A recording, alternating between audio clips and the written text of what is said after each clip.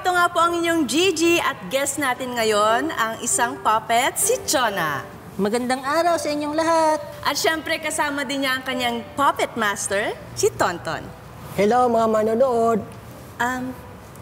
Sino po kayo? Ay, hello po. Ako po si Kikay. Ako po yung puppet master ni Tonton.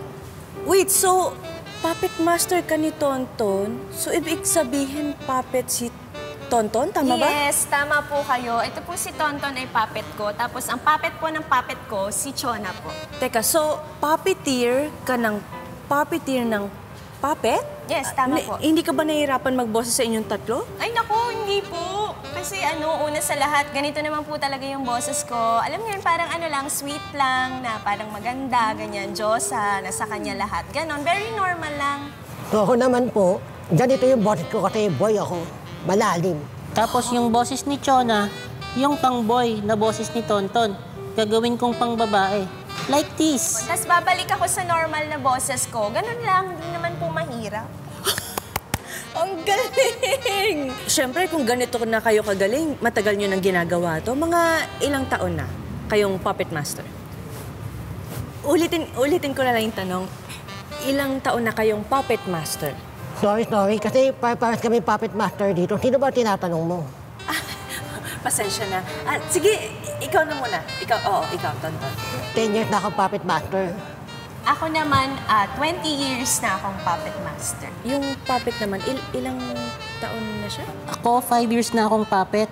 Ako naman, 8 years na akong puppet. So, ibig sabihin sa ginagawa nyo, may mga inspirasyon kayo, di ba? Ngayon naman, pag-usapan natin yun. Sino yung paborito nyong puppet? Ako, inspiration ko talaga si Arn Arn. Wow! So hindi ako ang paborito mo. Bakit ako pa ang ginagamit mo? Inspiration daw eh. Ikaw, katrabaho lang kita. Pwes, ang paborito kong puppet, hindi si Tonton. Ikaw, Kikay? Ako ang paborito ko si Chona kasi siya po yung mabenta talaga sa mga bata. Oh, wow, ang paborito mo, si Chona. Hindi ka din mo dito.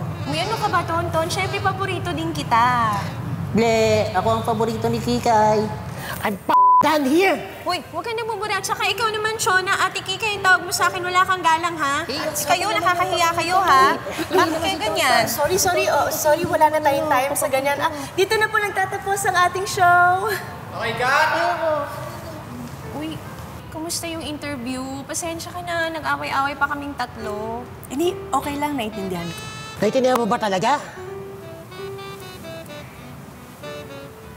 Dahil puppet lang din si Gigi.